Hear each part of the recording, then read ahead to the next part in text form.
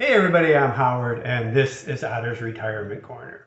All right, so we made it through the election. We know that Trump is going to be our next president, and as promised, this video is going to be about what does that mean for those of us who are retired or coming up to retirement. At this point, and it's Thursday afternoon. We're 2 days out from the election. We know the Senate will also be controlled by Republicans with a 52-48 majority. We do not yet know about the House. At this point, it looks like Republicans will also control the House. So, Republicans will control all three chambers. And, in some people's minds, that's going to be great, good. Some people's minds, that's going to be horrible, terrible, disastrous. The Republicans do not have a 60-seat majority in the Senate, so they just can't rubber stamp every bill that comes through. The one way they will be able to get bills passed that Democrats will not vote for is through what's called budget reconciliation. It was the way Trump's tax cuts got passed during the first administration of his. You only need a 51 vote majority in the Senate to pass anything that has to do with the budget, in essence. It's a little more detailed than that, but and that undertakes taxes. So there will be some things that if Republicans want to get passed related to budget and taxes, they will be able to do so without any Democratic help at all. All right, so now what does that mean? The most important thing to us is typically Social Security at this point. And when I say important, I'm mainly talking about financial. There's 100 different things that could happen coming up, but let's focus on financial for us right now. My guess is that and we're going to assume this, if Republicans control all three, the House, the Senate, and the White House, they're not going to be in a hurry to get anything changed with Social Security. I would be doubtful that they'll push to pass any changes as far as, the trust fund running dry in 9 or 10 years. I don't think they're going to attack that. They didn't seem very interested in attacking that now. In their minds, they might probably have 10 more years to go or 9 years. So what's the hurry? Unfortunately, the longer they wait, the more extreme the changes are going to have to be. But I don't look for anything major happening.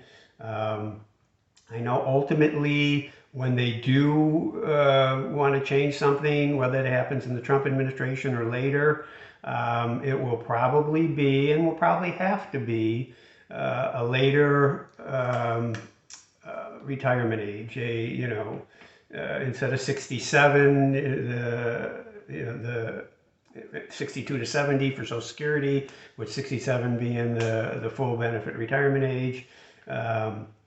It'll probably be 69 or 70 even, I don't know. But that's the way they'll go. I don't know that they're thrilled about raising the payroll tax, but in that it doesn't affect wealthier people as much. I think that may happen too.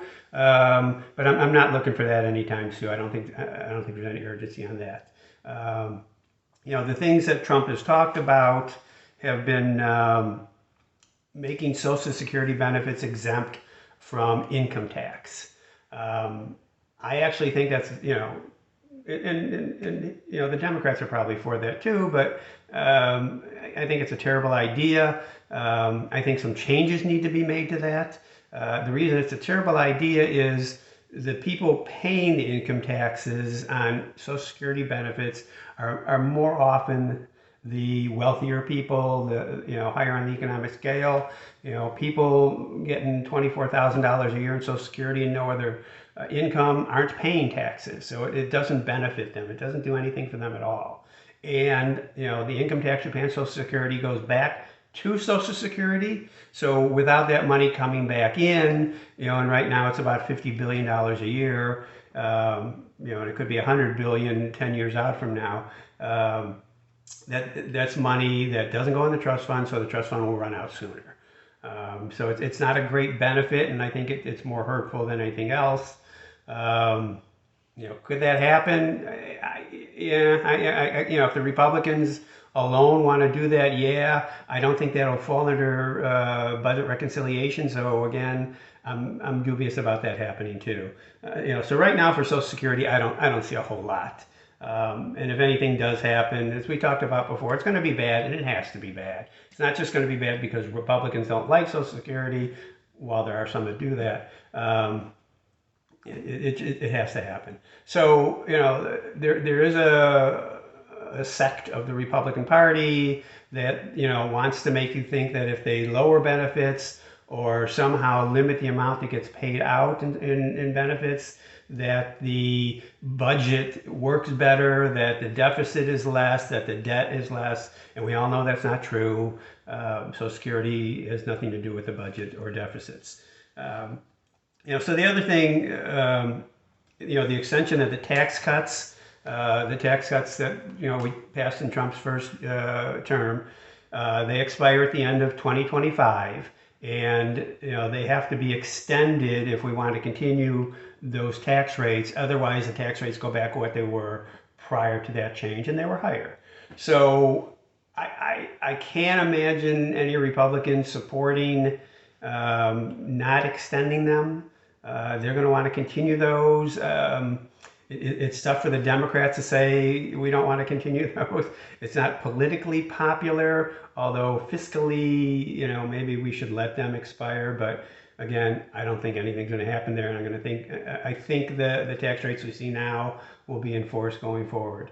The final thing is tariffs. While this doesn't directly affect retirees directly more so than any other group, they're going to affect everybody. And we've seen a lot of talk from Trump about tariffs. I think a lot of it is just talk. I think he thinks his base likes him talking about putting tariffs on goods from other countries. But I do think there will be tariffs.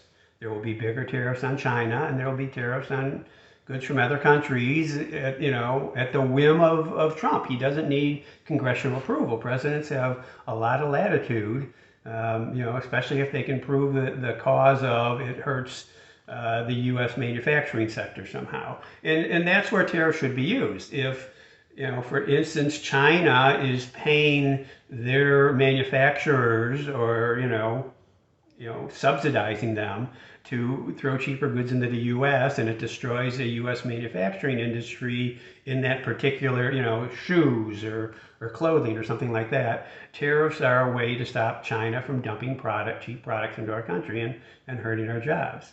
That being said, manufacturing jobs, if the costs are legitimate, economic theory would tell you, those jobs belong in the countries where they can manufacture most cheaply.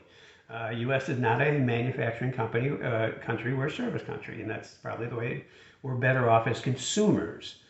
You can say, yeah, we lose jobs, but we benefit in the long run from lower prices.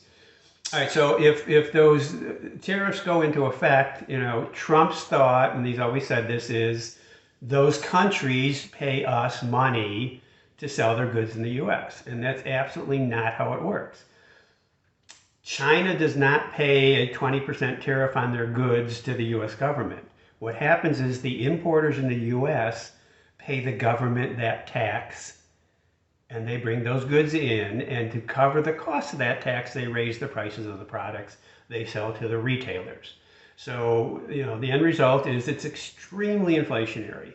If there's widespread tariffs put on goods, inflation will just take off. And I think you're seeing the bond market react to that right now. They've been pricing in a Trump win for a little while, I think. And, bonds just absolutely collapsed when he got elected, sending rates really high. They foresee a future of inflation if indeed Trump puts those tariffs in place. So, there's not a lot of good news to report. I don't know anything good that's going to happen. When you look at Medicare, Republicans, tend to think they're going to, save some money if they can cut Medicare benefits. Maybe they increase what we pay in for Part B or what we pay in payroll taxes, and it costs the government less to pay their share of our Part B coverage, which they do. That is a budget item, so that could be. So there's nothing really good to look forward to here for retirees. I don't know that if Harris had won, there'd be anything good to look forward to, because while they had some good plans that would have helped us on Social Security, they probably wouldn't have gotten passed anyway. So tell me what your thoughts are. Tell me what you think the benefits are of a Trump presidency for retirees financially, and what you think is or isn't going to happen. This should be some interesting conversations. So thanks for watching, and we'll see you next time. Bye.